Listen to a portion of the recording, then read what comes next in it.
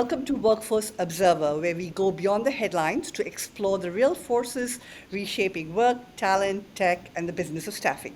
Today, we are diving into the human side of digital transformation, what it really takes to build and sustain a global workforce that's ready for change.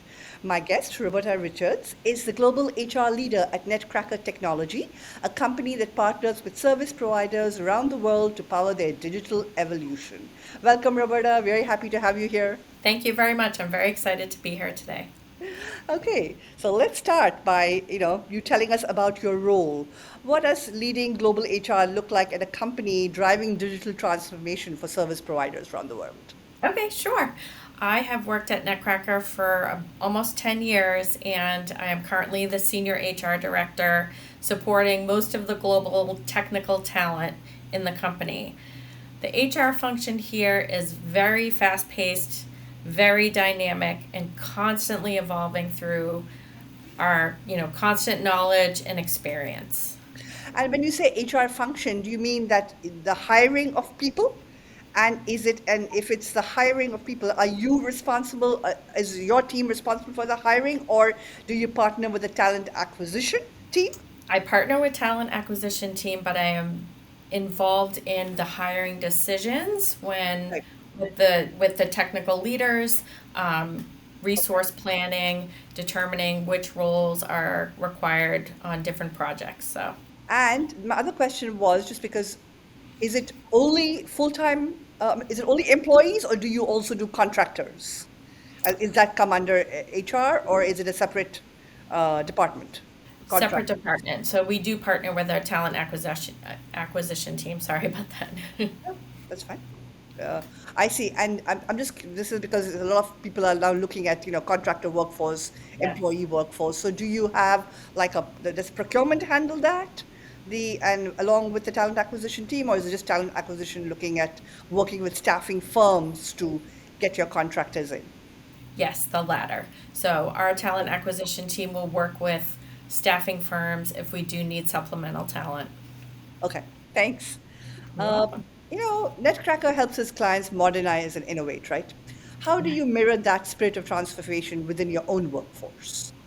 So we do, Netcracker delivers mission critical solutions to communication service providers all over the world. And this translates to ensuring our talent is continually trained on new technologies and products, as well as ensuring our people, processes, and platforms come together to drive innovation. One thing we want to make sure is that our workforce is engaged. So HR works and partners with our managers, line managers across all the different, globes, functions, Yeah. countries, no matter what, to coach to make sure that all their teams are engaged. You said mission critical, what does that mean? Give me an example of something which is mission critical. So, At example in the U.S. for companies that provide from anywhere from their B2B platform, which is business to business services, right? So right. they also provide solutions to businesses. So their customers are also delivering mission critical services worldwide as well. So our platform helps them do conduct their business and their mission critical tasks. Got it. Just for the audience interest, give me an example of a mission critical, uh, I guess, objective, like, something that you did which was interesting. Just an example. That I Which you, personally whi- did. no, I mean just something which not you did, but the company did, which was like, Netcracker. which people will be like, oh, okay, that's what it means. I Just think nice. yeah, so in a lot of underdeveloped countries, they rely on companies like Netcracker to help them um, reinforce the infrastructure from a technical perspective, right? So in a country like the Philippines, we partner with local providers there that are actually trying to develop the infrastructure there and make it more available to all the people that live in those countries where some people may never have access to technology. That's really cool. Thank you. Uh, Welcome. I know you've seen HR. evolve, in the decade that you've been here, in the time that you've been in HR? What does it mean to be a truly strategic HR in 2025 partner? Because a lot of people think of HR as support function, right? Right. So Yes. what does it mean? So I being a truly strategic HR partner in 2025 and beyond, it means stepping beyond the traditional HR support functions and becoming a core architect for our business success and being business aligned, future focused, agile, culture and engagement champions, right? Building trust is essential in this evolution. We can't afford to be reactive anymore, right? So many times, a lot of our HR practitioners go to work every day and they're responding to what's coming across their desk, right?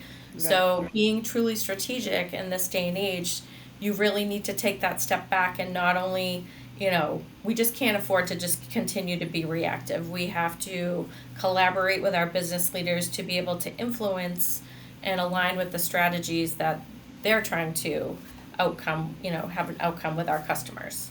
Right. Right. Thank you. Uh, you know, I know Netcracker's workforce spans regions and time zones. How do you build a unified culture and sense of belonging across so many different markets? And I know there is the high level, so I want you to talk about that first, and then maybe some examples, some Sure. interesting stuff that you've seen, even if you were not personally involved, but being the HR head, like what are you seeing, which like, Yes. grabbed you, and something that was like, wow, okay, So, building a unified culture and sense of belonging across so many different countries is quite complex. I think we're in over 70 countries. We have employees. wow, Um, so, it's very important. It requires intentionality, right? So, we have to have intentional design, inclusive leadership, and deep respect for cultural nuances. So, cultural collaboration is essential. When it's executed correctly, reinforces our global culture and results in high retention rates. So, examples of how we've done this in the past. yep, We try to conduct global town hall meetings at least twice a year. It's okay, tricky with the time zone difference, but we'll have them at different times. We try and do 2 to 4 sessions so that everyone in the company can attend a live session. We right, also do regional town halls as well. So we right, have a large population, for example, in India. So whenever our senior business leaders travel there, we make sure that they have a town hall meeting with people so that people feel comfortable. They hear it right from our executives, the news, any updates on the business, right, customer wins, new awards that we've gotten. Um, and we also try to use our company intranet as a hotspot where people feel comfortable and we try to ingrain in them to go to our intranet often because we put employee spotlights on there. We often post articles about mindfulness or well-being, financial well-being, mental health, those types of things. So we really try to unify the culture in many different ways. What about regional differences? How do you like? Is there an example if you could give of something that you wouldn't do, say in Asia, just because it's so different from here? Yes. So How do you I account for that? I mean, like, I guess you have to have cultural sensitivities, and what does that really mean? Yes. So example in Japan, all of the communication in from a cultural perspective is usually very polite and respectful and not too kind of over the top where some of our executives are storytellers, right? And that may make them feel uncomfortable or just from an eye contact perspective, sometimes that's considered rude or so you have to be aware of those cultural differences versus in Brazil, don't try to get a lot of work done during the World Cup because those people are watching the game all day or all of the games all day, right? So it's a very spirited employee group in our Brazil office. So Right. it's definitely very different from around the world from a cultural perspective. Do you give your executives cultural training? Like, if they're going to be working in X region and they're not from there, Is there training that you give, or is it just they pick up as they go along?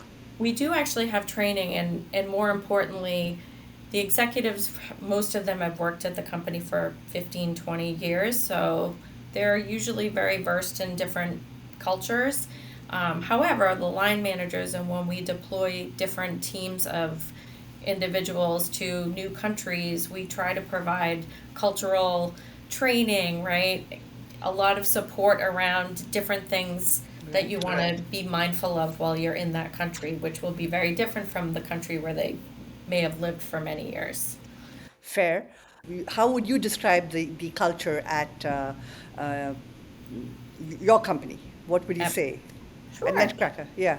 It's very entrepreneurial. So although some might look at us that we have 10 that, 10, 11, 12,000 people, it's run like a startup. So it's very entrepreneurial Oh minded. gosh. Okay. Our CEO and president are involved in the day-to-day business. They're very engaged in the business, but I would also say it's very passionate. Everyone here is very passionate about what they do, and it is from the top down that is very apparent to all of us.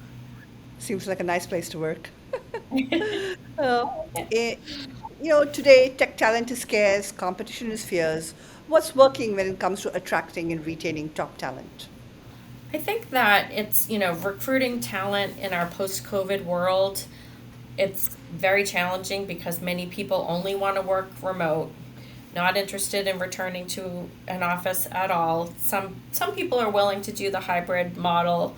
However, many of our larger centers, we're trying to instill a return to work policy on a hybrid basis, and we're running into a lot of challenges. So, recruiting is also getting people to say that they'll come to the office 2 days a week or 3 days a week has been a challenge. And Okay. the other biggest challenge, I think, is the skills based hiring, right? Because there's such a large demand everywhere you turn.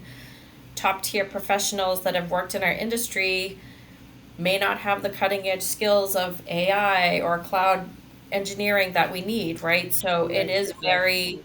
it is very challenging, but our talent acquisition team is very committed to equipping the managers with, coaching and training. Once we do have people hired, to retain them, because it's essential that once we get them, we need to foster that retention and have Right. long-term success, because as you know, it costs a lot of money just to go through the hiring process and find Oh the right gosh. person, right? Yep, yep, yep, So sure. What would you say is Netcracker's biggest selling point in your mind that attracts people across the globe? I think the entrepreneurial spirit that we have and the passion that everyone has making the customer successful. But I also feel like the growth opportunities at our company, we Sure. always tell people success, you're the driver of your success, right? So you Right. come in and do a great job, you're going to get recognized, you will get promoted, you will take your career to the next level. And I think so many other big tech companies are so stuck on job families and job hierarchy, and you have to work in 18 months in this role before you can go to the next level, and we don't have that. We've removed that so that we can be more agile with career development and offering people that growth opportunity that everyone wants, in their career, most people anyway. That's great. That's great. So you mentioned it already, but no conversation is complete without it. AI. Yes. As AI automation reshapes roles, how are you helping employees stay future ready and excited about what's ahead? And also, how is the company, I guess, keeping up? I think that it's a little overwhelming these days. Everywhere you turn, whether it's on media, on television, on social media platforms, in your email, in Right, newsletters that you receive, everything is about AI, right? So right, I think it's created a heightened awareness, almost to the point of saturation, and it's a little overwhelming because most organizations are still in the point where they're trying to figure out how to implement it. And I think we're right. at a critical point right now to ensure our workforce remains future ready, engaged. We have to actively invest in upskilling and reskilling, for some of these new technologies that are coming out. And, So, you know, Go ahead, sorry. No, I mean upskilling. Yeah, it's a big buzzword. So Yeah. sorry, carry on. No, I was going to say I was nodding, and yes, Yes, I think, coming up with the correct learning pathways to get people up to speed or using these AI platforms and training people on how to use it. How am I going to integrate this tool? I think so many people are afraid that they're going to be replaced by AI because that's kind of the buzz in the media. That I think we have to really strategically position how AI is going to be used in the workforce because I believe it's going to be a tool just like Outlook is a tool, Excel is a tool, WebEx is a tool. I think it's going to be a tool, but I think it has to be positioned correctly, integrated correctly, and also needs to have some governance around what can be shared within the tool because you don't want that's another whole can of worms that you don't want to share personal information or confidential information in a large language model that can leak out to the public. So does Netcracker have anything separately around AI for its employees, or is it, or not really? Everyone's, because I mean, you're in technology, so I'm yeah. assuming people get up to speed. But is there any initiative around AI for people who are maybe in Netcracker but not necessarily in the front lines of technology? We're starting to introduce different tools like the chat GPTs of the world and different Right.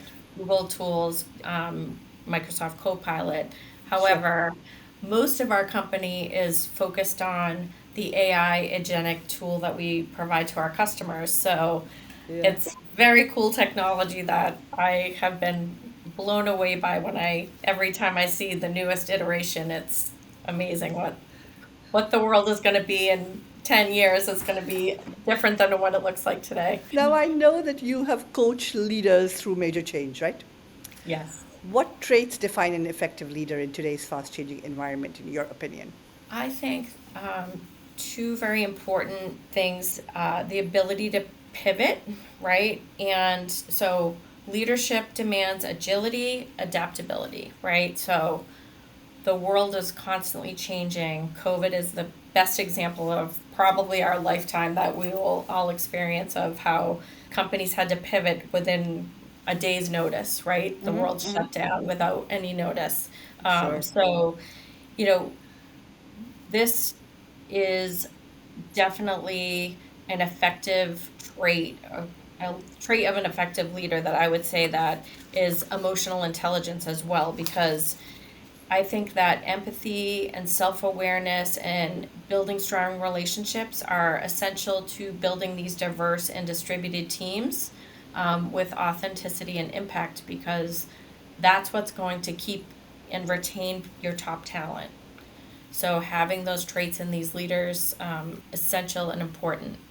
When transformation is constant, how do you keep people connected, motivated, and aligned with the company's purpose? Because here you are, employees in 70, countries, and so many time zones. Things are changing rapidly. It's crazy, right? And yet we all have goals to meet. Yes, So what do you it, do? it it remains a critical challenge, but I think one of the most effective strategies is to encourage every initiative to have clear and compelling purpose because employees want to feel valued and recognized for the contributions they make. And leadership plays a pivotal role and communicating with clarity, empathy, especially during periods of uncertainty, right? So Right, right, the ways that we do this is supporting, we conduct the town halls, we right. conduct pulse surveys, employee resource groups to help people feel connected, whether they're kind of from different countries, different groups, and they're just like minded individuals that get together. Um, Right. it helps build the community and keep people engaged. And we have also recently introduced a peer recognition platform that enables colleagues to Oh, wow. publicly acknowledge each other. So if you're working with someone and they, went above and beyond to help you and you both, met your goals and were successful, you can publicly recognize that person now through on our intranet page, through a thank you platform. So you can put stickers and, you know, nice messages and nice words, and people love it. It strengthens morale, it reinforces shared values across the organization, so, and it keeps people motivated. What's the biggest lesson you've learned about, sustaining well-being and connection in this hybrid world that we live in? And also distributed, I guess, because it's not just hybrid. Some people come in, some don't, different Right. days, so what's the Yes. one lesson, two lessons? I think we try to support employees and we conduct regular wellness check-ins for people because I think one of the biggest lessons we learned is that people can feel like they're out on an island, right? If they are working remotely, It's even true. if they connect with colleagues and it's on the instant message chat board or it's only through email, people feel isolated, right? So Right. it was Right. really important through COVID and even now, even in post COVID, people are still Right. working remote. So we Right. conduct regular wellness check ins, make sure people are aware that we have an employee assistance program. Even in India, we actually partnered with a wellness provider and we have an app that people can put on their phone that they can have virtual medical visits, right?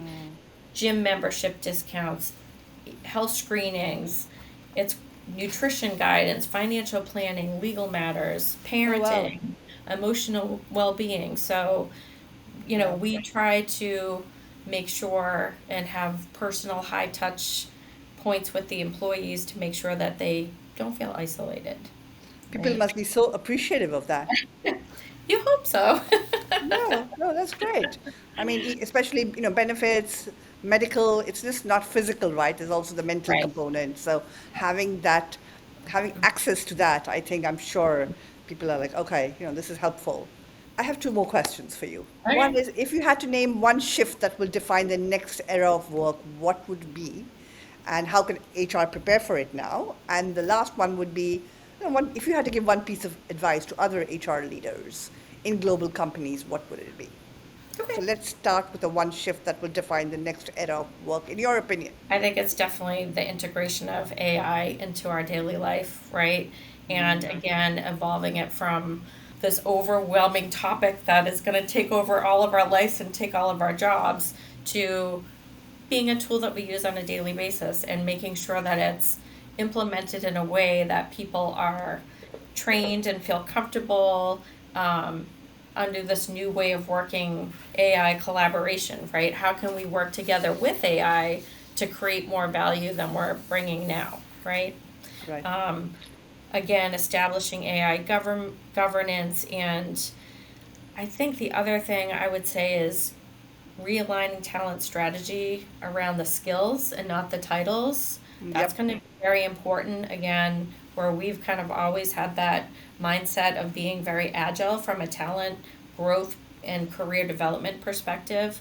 I think Right. that it's going to be, as the nature of work changes, the skills based roles will become more important versus just job titles, right? Yep. So, Yep. Yep. doing a lot of skills mapping, continuous learning, and making sure that we can upskill the people that we already have Right. so that we can retain the talent there. Sure. And in terms of one piece of advice? I think, you know, oftentimes as HR leaders, we try to present the data to support our initiatives or our ideas that we're trying to influence the business. I think we have to take it a step further and do more predicting of, it's not just about retention is, you know, our attrition rate is 10% and it should be 7. This is why we think that, we have a high turnover right now. Here's what we can do about it. It's almost taking it to the next level to say, let's look at our, culture, our environment. Are there things that we can work on implementing so that we're not in that same position in the future? So it's really taking it to the next level and not, being more of an influencer instead of, just presenting dashboards with your ideas, right? It's turning those ideas into actionable items that can align with the business strategy. Roberta, thank you so much. Thank you for your You're very insights. It welcome. was great. Okay, great.